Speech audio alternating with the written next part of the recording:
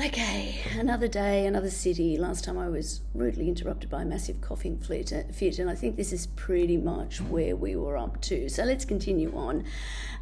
We were talking about why this matters. Why is international business important? And really, the four things that are on the slide is really what is important here. I think we already spoke about economic growth, the way that international trade stimulates growth by providing markets for goods and services, by creating jobs, and of course, fostering innovation, one of my interests, of course. Access to resources by moving outside of your home country, a company can access raw materials, labour, technologies that might not otherwise be available. And where I remember getting to was this question of diversification. So ultimately, diversification is about the minimisation of risk. Businesses can reduce risk by operating in multiple countries, mitigating the impact of local economic downturns, and taking advantage of changes and situations across markets. And then lastly, there's competitiveness. Engaging in international business can enhance a company's competitiveness by exposing it to new markets, to business practices, and of course, technologies. But of course, there are also challenges. International business operations present challenges, including navigating different legal and regulatory environments, the key interests that we have in this course. But in addition to those legal and regulatory environments, of course, there are cultural and language barriers, there are political risks, and there are financial risks, exchange market fluctuations, but also risks associated with being able to repatriate profits, move money from one place to another. Companies venturing into international markets need to carefully plan and adapt their strategies to succeed. And the legal and regulatory impact is only one part of that. International business itself is dynamic, it's complex, and it plays a vital role in the globalised economy. International business offers significant opportunities for growth, for innovation, and access to new markets, but it requires some kind of understanding of the diverse and complex environments in which businesses operate. Succeeding in international business in the long-term sense, so succeeding, it's not like winning a race or one only impact, but sustainable ongoing success requires not only business acumen, but sensitivity to cultural, political, and legal nuance, and the ability to navigate legal landscapes from different countries. And this, my friends, is what's going to make you valuable in this process. So we're going to focus on the legal components, but I want you to remember that legal is only one of the components that's important here. It's going to be important to remember that the legal provides the boundaries rather than the inspiration for doing business. Modern business is big business. The data on the slide here was put together by Jonathan in 2021, and I'll go on to show you some slightly modern data, but basically what Jonathan is doing here was showing you some data that comes from the United Nations Conference on Trade and Development, UNCTAD. It sounds like sort of a weird uncle who shows up at Christmas, doesn't it? This conference, the Conference on Trade and Development, plays a pivotal role in analysing global economic impact of multinational and transnational corporations. It compares their size and financial might to those of countries to give us some meaningful understanding of how big and how influential, how important these companies are. So how they do it is they examine various metrics, including revenue, profit, market capitalization, and the asset value of these corporations, and juxtapose these against the gross domestic product, or the GDP, of countries. It provides, using this method, provides a stark illustration of the economic power that some corporations wield in a global economy. The reports actually reveal, and they're done basically annually, that some of the world's largest corporations have revenues that surpass the GDP of medium-sized and even large economies. So companies like Walmart, Amazon, and Apple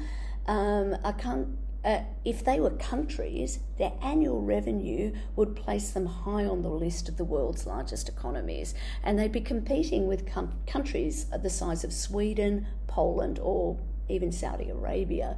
As you can see, GE is basically, in 2021, matched the economic size of Japan. Rio Tinto matches the economic size and value of a country like Syria. And Amazon back in 2021, and it's certainly larger than that now, especially given data that's come out since the pandemic and the switches in behaviour to even more online shopping, Amazon.com is roughly the size of Kenya. So UNCTAD, by drawing these comparisons, is aiming to provide a clearer understanding of the global economic landscape. It emphasises the need for effective regulation, governance, policies to manage the impact of these giants on the world economy. And I'd like you to have those things in mind as you work through the different theories and concepts we deal with in this course. The data on this slide it comes from the 2023 UNCTAD reports, and actually no, it doesn't. It's probably 2021 data as well. It comes from a paper. There's a link on the slide which looks at the evolution of digital multinational in particular, and demonstrates the breadth of digital platforms and the significant growth in this space. And I think this will be of some significant interest to many of you, particularly those who, like me, are interested in the technology stream. So that paper will be interesting to you, and who knows, it might actually be helpful in assignments as well. But before I go any further,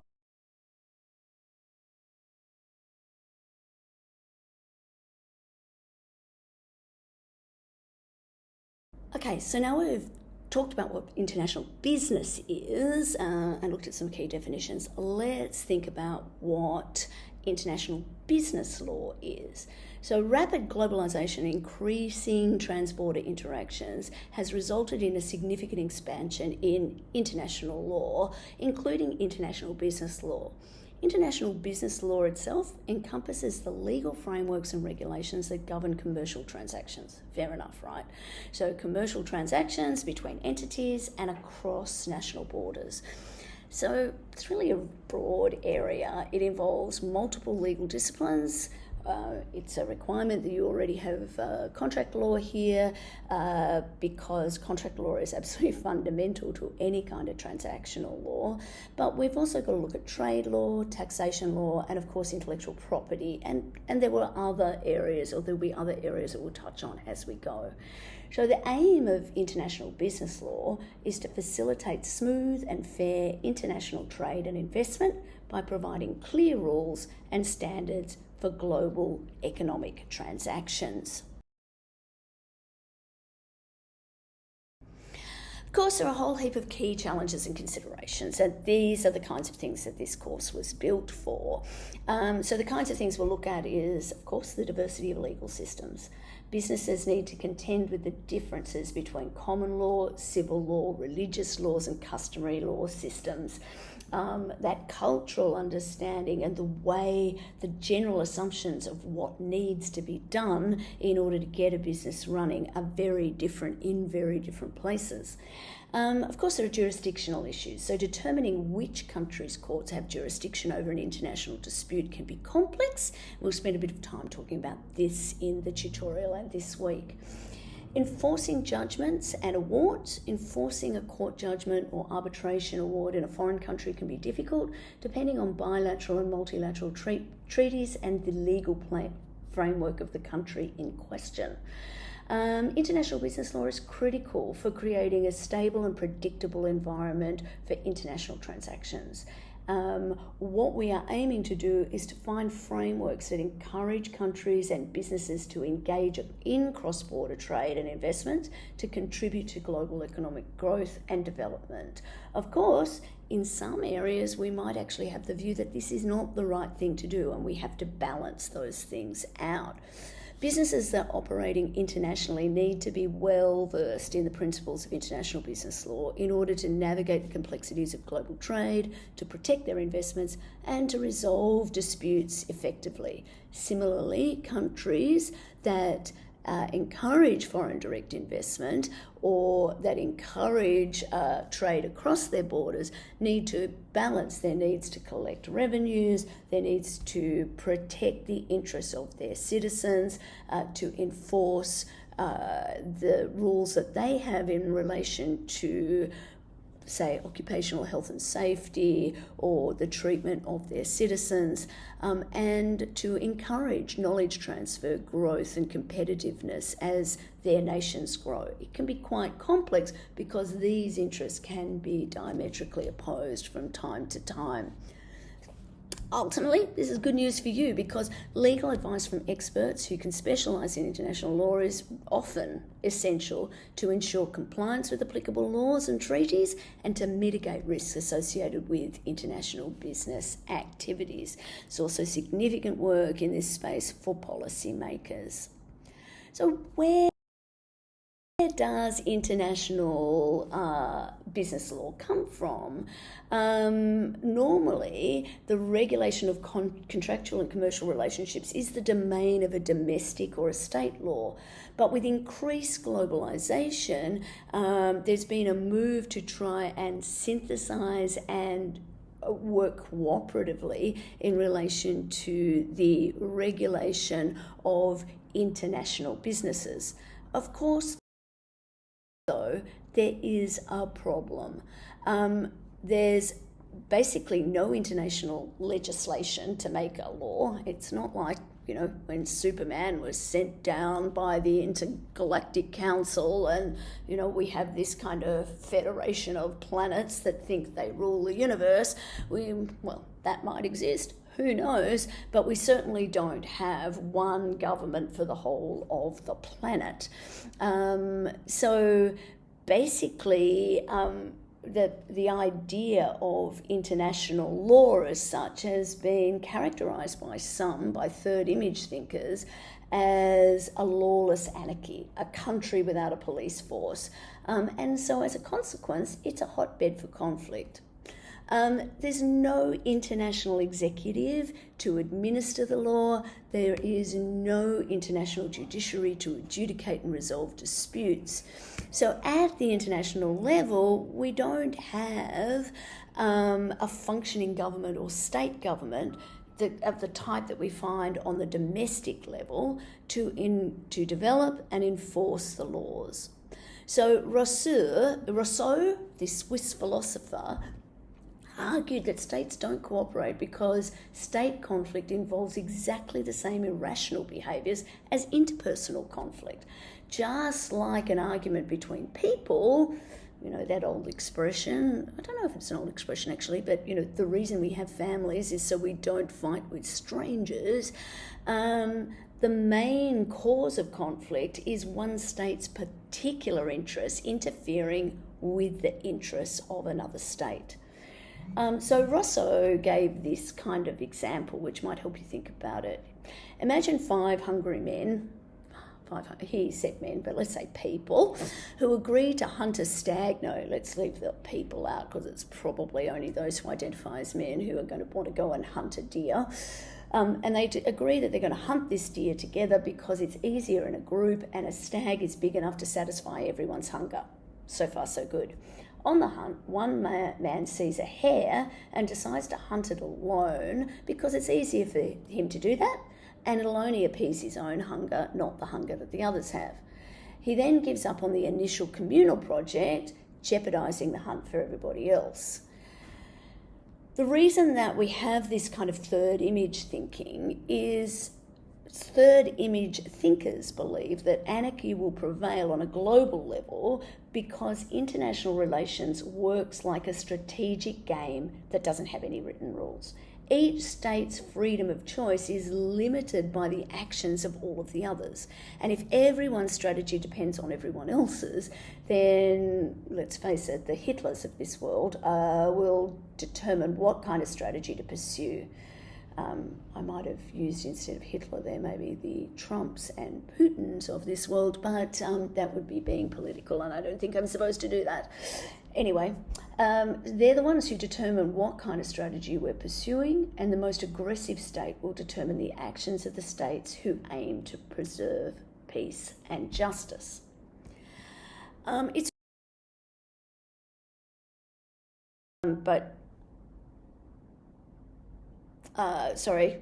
Now the way I'm recording, I have to keep going here.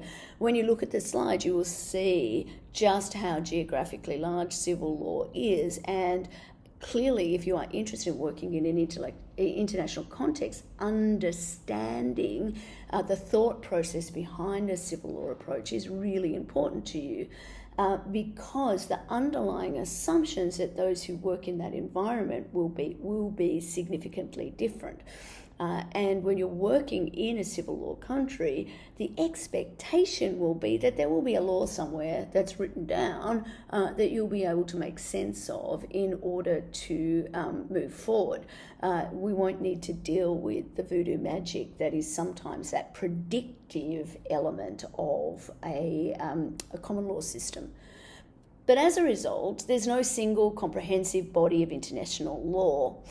And so international legal systems are essentially a network of treaties, which we could call agreements between countries, that are made between individual states. So where there are two, it's called bilateral agreement, or between a state and multiple but discrete numbers of states, so plurilateral, or between a state and all or nearly all of the other states in the world, a multilateral treaty.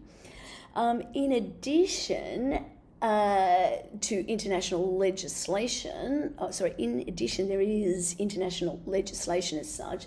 So this is written treaty-based law. There is also custom, general principles, judicial decisions, a kind of quasi-precedent system, and of course scholarly writings. These are all sources and influences on international business law. And Section or Article 38 of the Statute of the International Court of Justice recognises these things. In the context of international business law, the distinction between hard law and soft law is pivotal, and it's important for us to think about what that scope of international business law is and how hard law and soft law fit together. So, as we've already said, international business law isn't a discrete body of law. It's a term that encompasses and draws upon many different areas of law. So when I talk about hard law here, I'm really talking about the legal instruments that have binding force on the parties involved. They might be formal agreements, treaties, conventions, and they create an enforceable set of obligations under international law. Hard law is characterised by its legally binding nature, clear obligations, and the mechanisms for enforcement or dispute resolution, the sanctions that are built into the treaties. When countries or parties enter into a hard law agreement, they consent to be legally bound by its terms and conditions, and failing to comply results in legal disputes and sanctions. So the key characteristics of hard law include that they're legally binding. Hard law obligations are enforceable through international and national legal systems. So once the treaty is agreed to, essentially the country is promising that they will embed that into its local and domestic law. There's also specificity. Can never say that word. So the laws are often detailed and precise. They outline specific obligations and rights for the parties involved. And there are enforcement mechanisms. So they include provisions for enforcement, including arbitration panels, international courts, when there are disputes needing resolution. So what are some examples? They include things like the World Trade Organization agreements. These set out detailed rules for international trade that member countries have to follow, and bilateral investment treaties, or BITs, which provide legal frameworks for investment between two countries, including protections for investors and mechanisms for dispute resolution. So what's soft law? Soft law consists of guidelines, principles, declarations, recommendations, which, while not legally binding, have a significant influence on international behaviour and governance. Soft law instruments are intended to guide behaviour and establish norms without the force of law. They're often used to fill gaps in international regulation, addressing emerging issues quickly and providing a basis for the development of future hard law. So the characteristics of soft law: they're non-binding, it's influential, it doesn't legally obligate parties to comply, so it gives that or offers that flexibility and voluntary adherence. The guiding principles and norms that soft law often establishes, they aim to influence behaviour and shape the development of hard law over time. Clearly, one of the features is that flexibility and adaptability. Soft law can be adapted and updated much more easily than hard law, making it particularly useful in fast evolving fields. Some examples of soft law in international business could include the United Nations Guiding Principles on Business and Human Rights. These outline how states and businesses should address the impact of their activities on human rights. There's also the Organisation for Economic Cooperation and Development, the OECD Guidelines for Multinational Enterprises. These provide non-binding principles and non-binding standards for responsible business conduct in a global context. So what are the differences? How do they interface or interplay?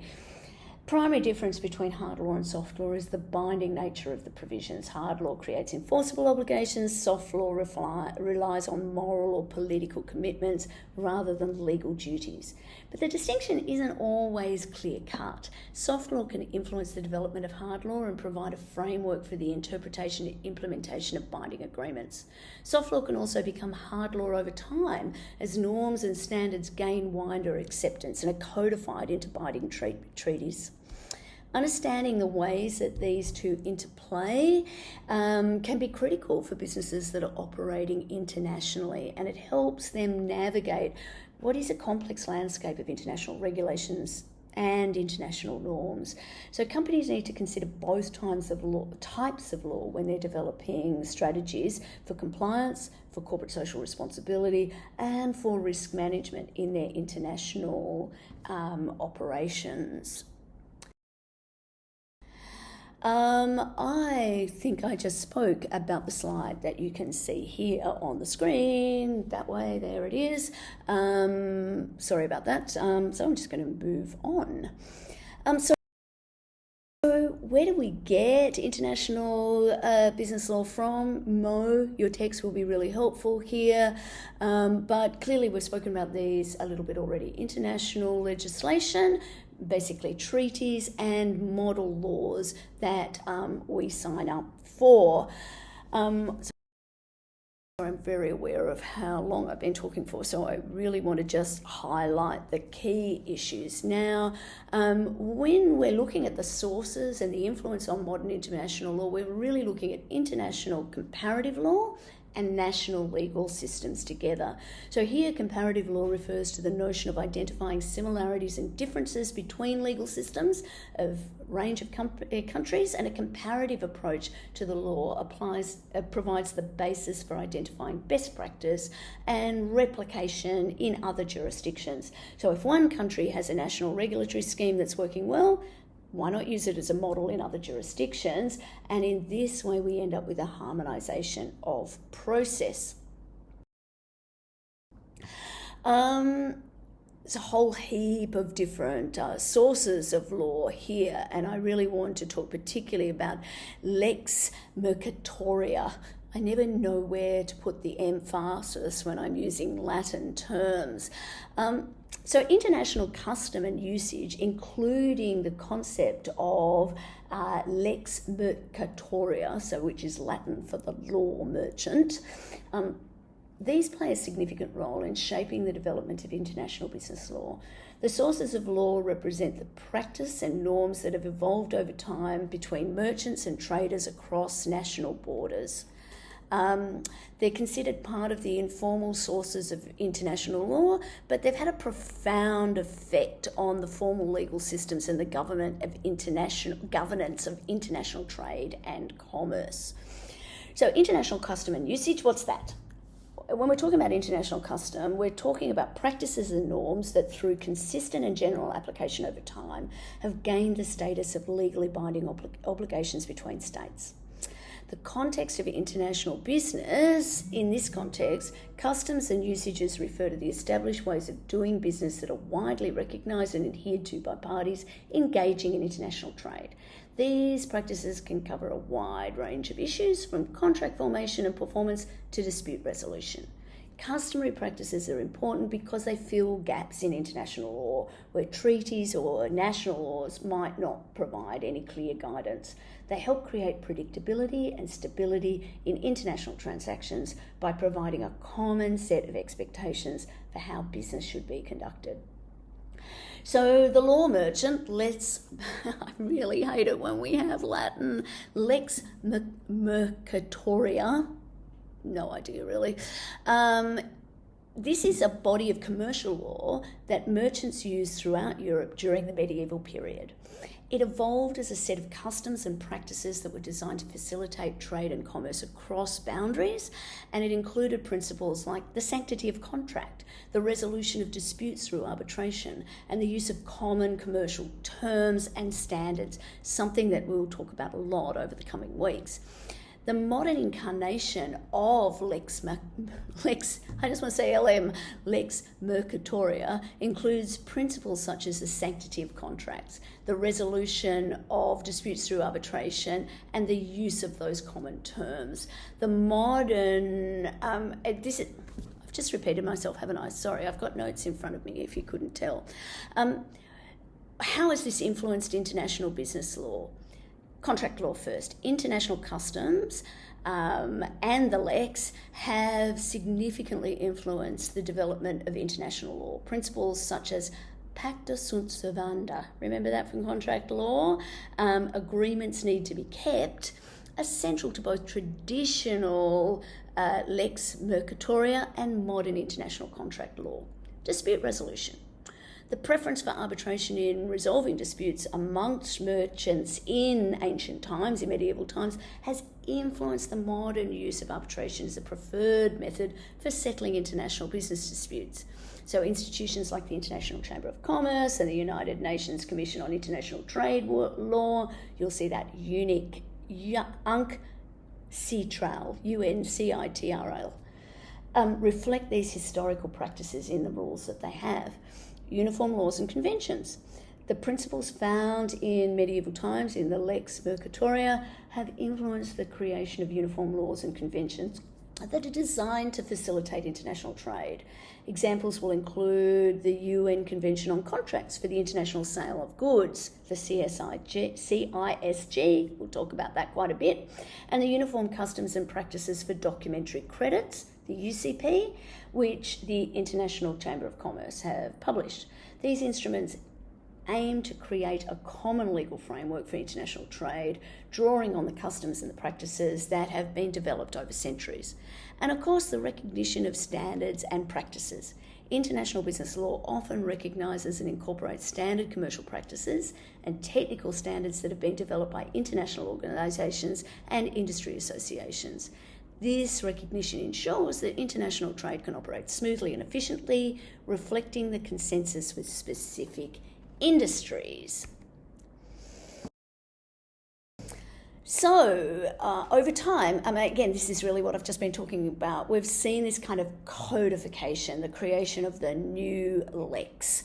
And we've done this through the Vienna Convention, or in other words, the Convention on the International Sale of Goods, or the CISG, the Principles of International Commercial Contracts, the Incoterms, which we'll spend a bit of time on, I think next week or the week after, instruments like the Hague Conventions on Private International Law, etc. Some of them are listed on this slide. But of course, over time, we've needed to see this kind of unification, harmonisation and standardisation. So the concepts of unification, harmonisation and standardisations are essential in the context of international law and business. They aim to create a more coherent legal framework for cross-border transactions, and the processes are particularly important in addressing the complexities and disparities that arise from the multitudes of legal systems and standards that we see globally. So what are we talking about here? Unification of laws first. Unification refers to efforts that have been made to create a single uniform set of laws or legal standards that will apply across multiple jurisdictions. This approach seeks to eliminate legal discrepancies entirely, making international transactions smoother and more predictable. Best example of unification is the CISG, so the United Nations Convention on Contracts for the International Sale of Goods. The CISG provides a uniform text of law governing the international sale of goods. In doing so, it reduces the complexity and uncertainty that can arise from dealing with different national laws. By adopting the CISG, contracting states agree to apply the same legal principles to international sales contracts, enhancing certainty and reducing barriers to international trade. Harmonisation. So it's similar to unification, but it involves a less stringent approach. Instead of creating one uniform set of laws, if we have harmonisation, we're seeking to align the laws across different jurisdictions without making them identical. The goal is to bring legal systems into general agreement, minimising conflicts and discrepancies that could hinder international relations and transactions. Good example of harmonisation can be seen in the civil procedure rules across different jurisdictions in Australia. I'm assuming most of you have or will do civil procedure at some stage. Each jurisdiction maintains its procedural laws. Efforts have been made to harmonise these rules to ensure greater consistency and fairness in legal processes across Australia. Harmonisation allows for flexibility and respect for local legal traditions while promoting efficiency and fairness in cross-border dealings. Lastly, standardisation. Here we're talking about the process of ensuring that laws in different jurisdictions conform to a particular standard or set of criteria. This approach aims to create consistency in specific areas of law, making it easier for businesses and individuals to operate across borders. So examples, the European Union's product liability laws and the Hague-Visby rules for maritime commerce. By establishing common standards for product liability, the EU has ensured that products that come into its member states and can cross borders across the EU will meet the same standard safety and liability criteria. Also have the benefit of, at last, we may have just one kind of adapter for our computers and our phones. This facilitates trade within a single market and provides consistency and understanding. The Hague-Visby rules standardise certain aspects of maritime commerce. They provide a consistent legal framework for the carriage of goods by sea, for example. The UNCITRAL model law on international commercial arbitration, many countries have adopted or incorporated this into their domestic laws, serves as another example of standardisation. The model law provides a standard framework for the arbitration process, promoting effectiveness, predictability, one of the things we lawyers love, and really setting arbitration as a method for resolving international commercial disputes. Okay, let's continue on here. Actually, I'm going to refer you to Mo in particular to look at the sources and influences of on international business law of international commercial arbitration. This is where most of these things are, most disputes are resolved. And actually, I think I've said as much as I want to say about that for an introduction. We've talked quite a bit about soft law, but it's worth mentioning there's some other forms of soft law that you might not have thought about. So codes of conduct and voluntary things like fair trade, Rainbow Alliance, ISO certification, codes of conduct, that kind of thing. These can significantly influence the ways in which multinational companies and transnational companies make decisions about how to do business, and while not strictly legal, often require a legal mind to make sense of them. Of course, there are lots of limits to public international law to regulate international business. Let me just get up on the slide what it is that I want to talk about.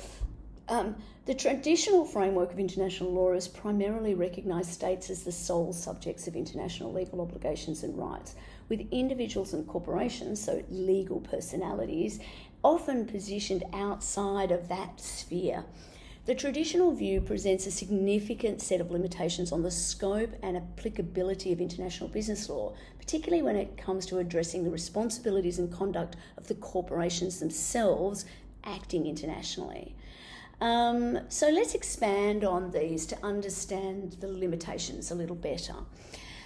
Traditional subjects of international law.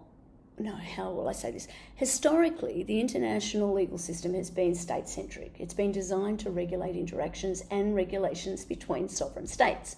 So the framework inherently limits the direct applicability of international law to individuals and to the corporations themselves, to legal personalities. So in international business law, the state-centric approach creates a gap where multinational corporations or transnational corporations who clearly play a significant role in global commerce and have considerable impact on the economies and societies operate in a space that's not fully encompassed by traditional international legal instruments. Human rights law is particularly important here. So international human rights law primarily targets states and holds them responsible for protecting, respecting and fulfilling certain human rights. The direct obligations under these laws typically do not extend to corporations. So there's a growing recognition of corporate responsibility for human rights through frameworks like the United Nations Guiding Principles on Business and Human Rights, through ESG and CSR frameworks as well. These are not legally binding in the same way as international human rights treaties are when applied to states. So the gap means that victims of corporate-related human rights abuses, basically, often face challenges in seeking redress through the international law mechanisms. Laws of war. The laws of war, or international humanitarian laws, are internationally or traditionally applied to states and, in certain cases, non-state actors engaged in armed conflict, but not directly to corporations as such. So despite the significant role that private firms can play in conflict zones, whether through the provision of security services, think Wagner, for example, in Ukraine, exploitation of natural resources, think Rio Tinto, BHP in Papua New Guinea, for example, or other commercial activities, the direct legal accountability for corporations under the laws of war is still limited. International criminal law marks a shift from the state-centric focus by attributing individual criminal responsibility for certain grave offences, for example, genocide, war crimes, crimes against humanity. The International Criminal Court, the ICC, which is located in The Hague, embodies this focus with jurisdiction to try individuals but not corporations. This represents a significant limitation in the context of international business law, as corporations that may be complicit in or directly responsible for serious crimes cannot be held accountable as entities before the ICC. And this limitation underscores a gap in the international legal framework where actions conducted by or through corporations leading to severe human rights violations or breaches of international law may not be adequately addressed. So the traditional emphasis on states as the exclusive subjects of international law introduces some of these challenges. I mentioned Wagner, the private military company operating in the UK, in Ukraine, hopefully not in the UK as well. And we might talk about them in the tutorial. In the meantime, there's some questions on the slide there that I would like you to think about. So ultimately, when it comes to corporations, they have duties? No, but they do have rights. So while they don't really have duties under public international law, they do have certain rights under trade agreements, for example, under access to dispute settlement mechanisms to pursue those rights.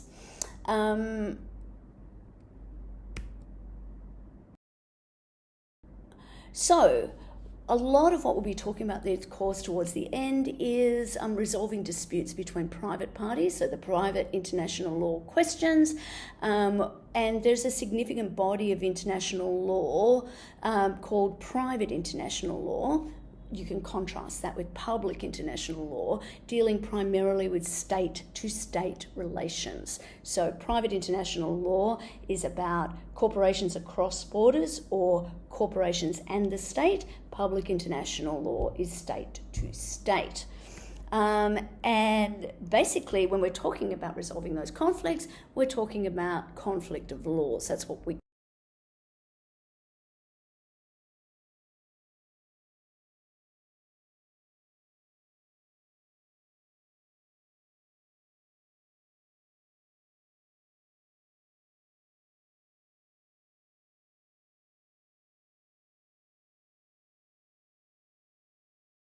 about that in the tutorial as well.